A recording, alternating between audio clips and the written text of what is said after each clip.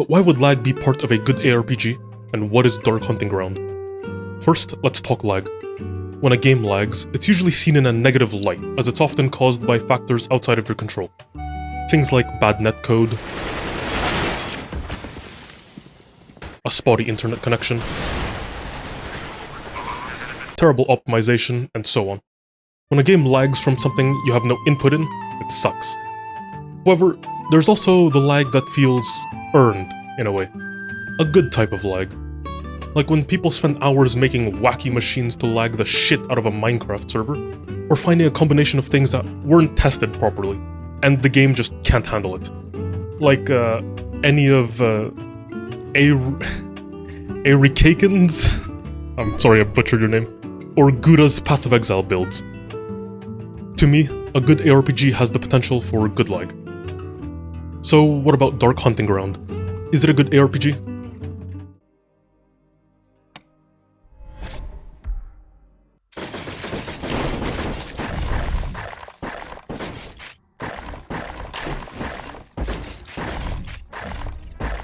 So yeah, I'd say it's pretty good. The rest of this video will be a guide for this build, if you want to play it for some reason. Before we get to the build guide, let me set a reference point for how this game runs normally. In the main hub, there's a training dummy you can interact with. Once you do, it activates, becomes targetable, and it'll display your DPS as well as a timer. This timer shows how many seconds have passed since the dummy was activated, and unlike the clock in the top right, which is connected to system time, it keeps track of time itself, as in time in game. Which means slowing the game down will change how long it takes for a second to pass for the dummy. Here's a few examples of some builds and how low the FPS gets with them.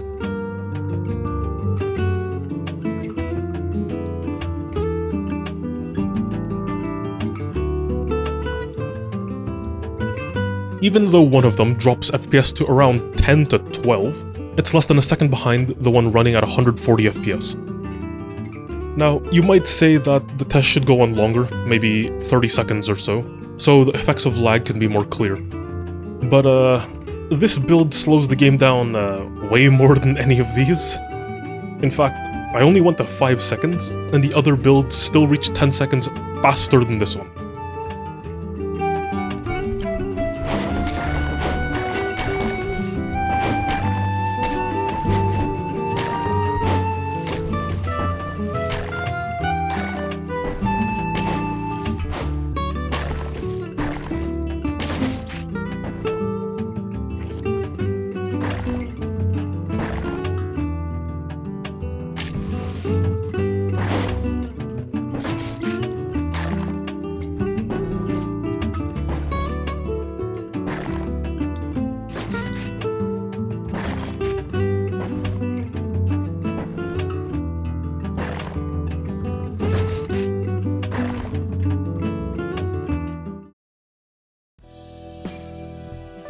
Okay, so what the hell is actually happening? As you saw in the showcase, although it may have been a bit hard to decipher, the goal is to get as many projectiles as possible to stack poison as high as possible, as it's the only infinitely stacking ailment in the game. And since you only get 3 skill slots, we have to min-max the number of projectiles from each one. To do this, we stack 3 things: a skill's projectile count, summons, and magma. These are all used together since each one basically functions as a projectile multiplier to each other. First up, a skill's projectile count. Skills can get more projectiles from things like the slates, multiple projectiles, or shotgun charge, and each one stacks additively. For example, a skill shoots out 1 projectile. Add a purple multiple projectile slate for +3, and now it shoots 4.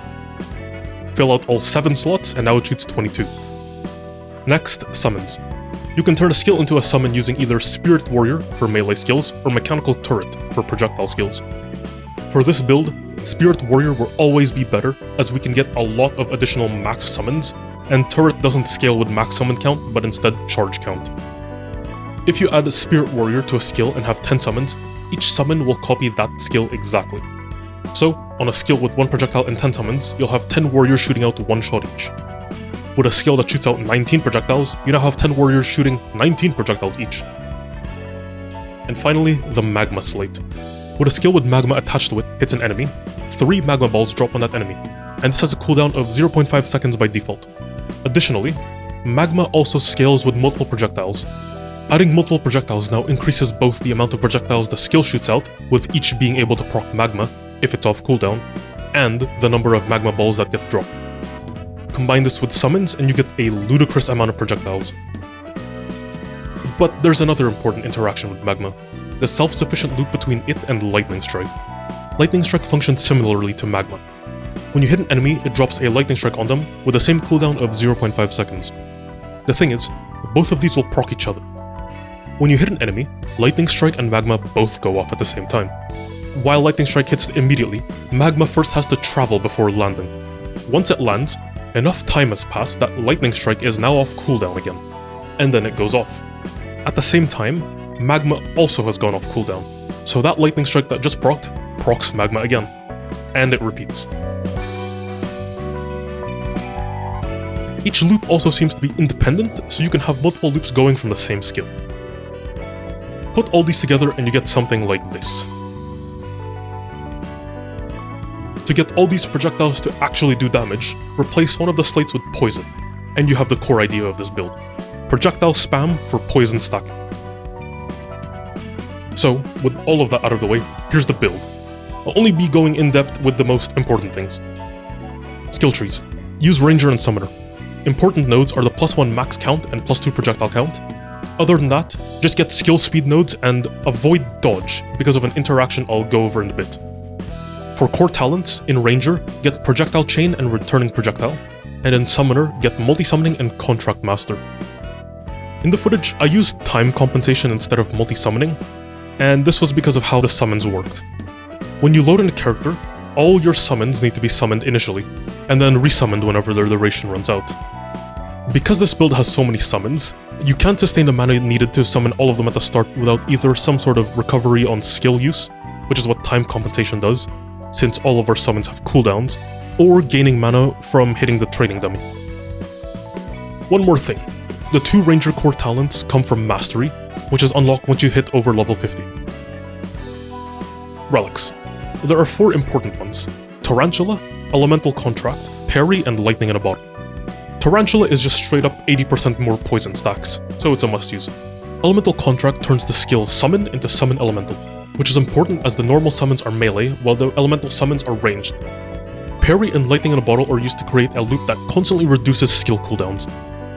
Parry reduces all cooldowns by 1 second every time an attack is blocked, and Lightning in a Bottle constantly hits you with a blockable attack every 0.5 seconds, so ideally you'd like 100% block chance as well.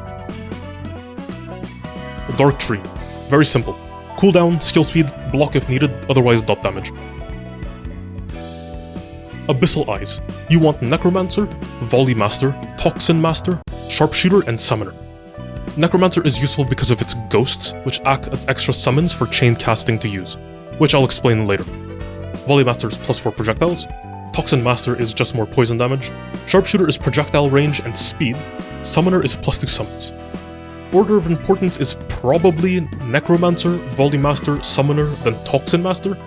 Sharpshooter isn't really needed. Something like Shaman or Tree Guardian might even be better.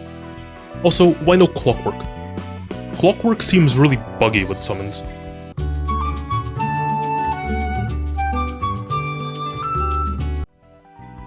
Carrying power. For normal and elite, get cooldown and extra projectile chance. Nothing else matters. For boss, choose either Eternal Frost Eye or Furious Thunder. It's just a matter of whether you want to see smaller blue explosions or larger yellow explosions. I don't think either one makes a difference in the damage.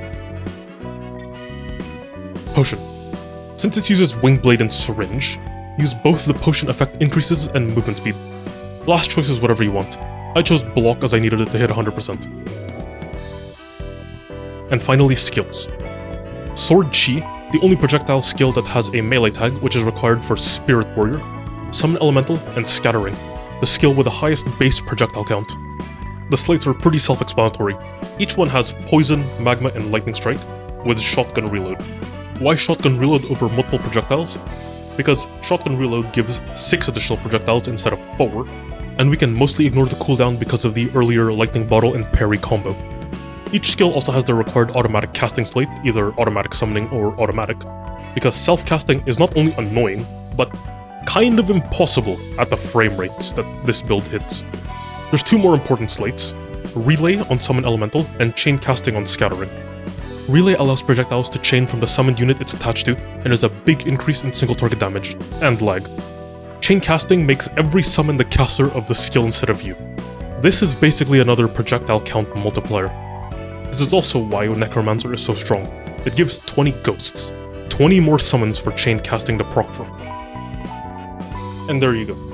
The full guide to version 1 of this laggy piece of shit build. Oh, what's that? Version 1? Yeah, there's 4 total versions, and each one gets worse and worse.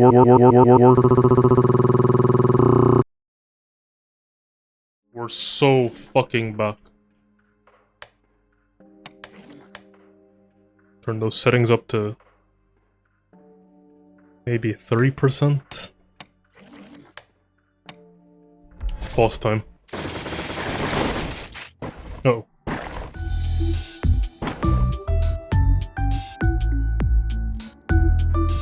This version came after I did some napkin math as I tried to figure out whether split projectile or summoning contract was better.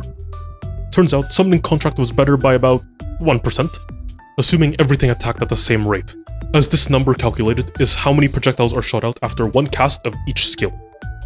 But I noticed another thing. The amount of projectiles coming from scattering was way higher than the other two combined. This was the amount with 20 ghosts were out though. Remove them from the calculation, and scattering still accounts for 53% of the projectile count. So I thought, why not have the summons be dedicated supports for scattering, to remove all damaging slates from them and just add multiple summons instead. The big upside is that both summons now don't have to run Poison, Magma, and Lightning Strike, which means more slots for more multiple summons. That's what version 2 of this build is. Scattering is the only poison applicator, while the summons are just there for chain casting. That was the main change, but there were also some other important ones. Scattering had Shotgun Charge replaced with multiple projectiles. I initially thought the cooldown didn't matter because of the Lightning Bottle parry combo, but that didn't seem to be the case. While that combo does work, it actually isn't fast enough to keep up with the naturally lower cooldown of multiple projectiles, which goes off at a rate around 2 to 3 times faster than with Shotgun Charge. So multiple projectiles it is.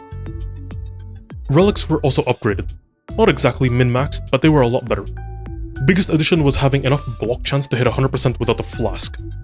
And because of that, there's no need for syringe anymore, so Bug Bottle was a better choice.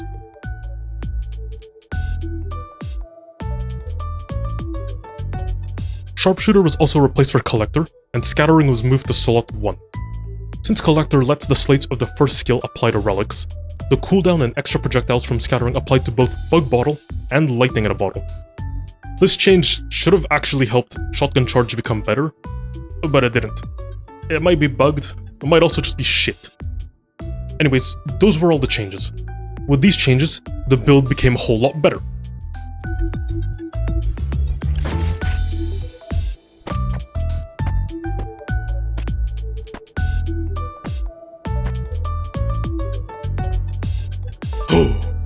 It went down in damage! What the fuck? Is what I wish I could say. The build sure got laggier, but the damage dropped off of a fucking cliff. I only realized why this happened as I finished writing this script, and as I started going through all the footage again. If you read what Poison does, it says that it does a physical damage over time equal to 300% of the source skill's skill power per second for 2 seconds. If you look at how much skill power Scattering has, it has 0. Literally 0. Not 100, not 10, not even 1. 0. And this is because of Chain Casting, which reduces skill power by 30% per additional summon. And this version had 64 summons, excluding ghosts. So as it turns out, trying to scale the damage using only Scattering was literally the worst decision I could have made. In fact, the only source of damage on this build was 2 rolls of cold damage on automatic and chain casting. If those weren't there, Scattering would literally do no damage. Obviously, this version sucks ass and doesn't work at all. I mean, at least it lags the game more. So what's the next step? Naturally, it's to min-max this version. Now, why would I do this instead of trying to fix the damage problem? First off, I thought it was funnier that it did no damage.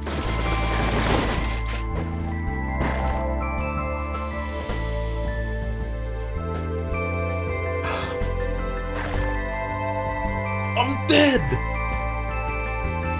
I died! What the fuck?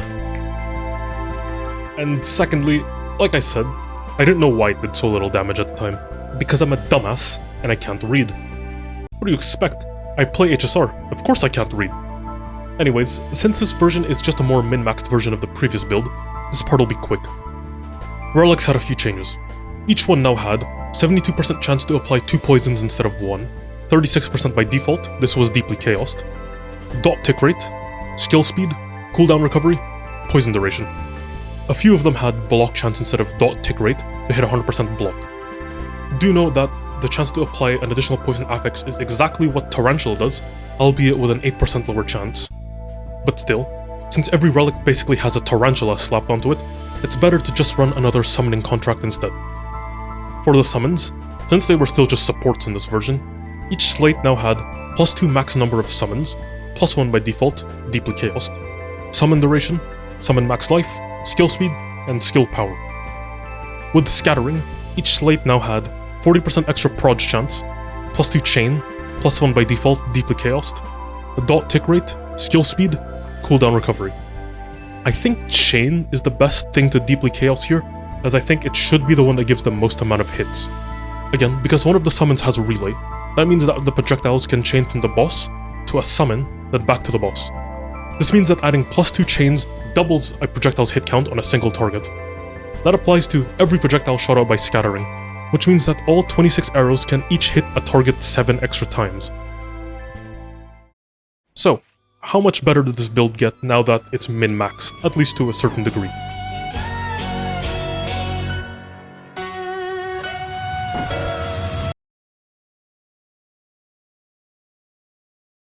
Holy shit. Let's try that again.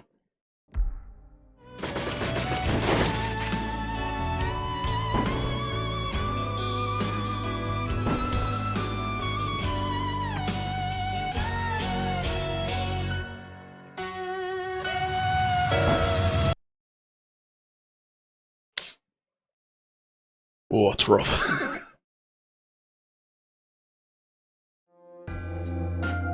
This one goes back to the original idea of the build, using Poison, Magma, and Lightning Strike on all 3 skills. This does actually solve the damage problem, since both summon skills actually have more than 0 skill power. The other thing it also had was a higher projectile count. Magma acts as a projectile multiplier, and 9 extra summons can't make up that difference, and that's with having scattering on chain casting. Again, this is assuming that everything attacks at the same rate, which it doesn't. So, There were only minor changes in this version. It's basically a remake of the first version of the build, but with min-maxed gear instead. Elemental Contract is back, taking its place over the Summoning Contract that initially replaced it. For skills, the summons had the original setup again. Poison, Magma, and Lightning Strike are back. And multiple projectiles instead of shotgun charge again. Same deal as with scattering. Each slate still only had +2 max summons though. The true min-maxed version of this would have 3 drop-only affixes. Additional max summon, chain, and extra proj chance. But filling out every slot with that would have taken a fucking millennia to form, because the crafting system doesn't allow you to craft 3 or more drop-only affix items, which means this is practically impossible to get.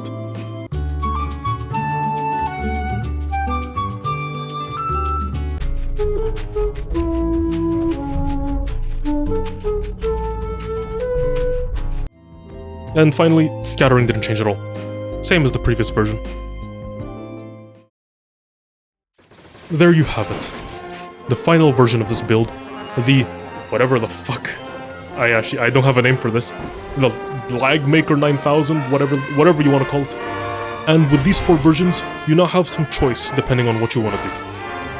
Want to do no damage and lag the shit out of the game? Play versions 2 and 2.5. Just make sure to remove any flat damage on scattering, so you do literally no damage.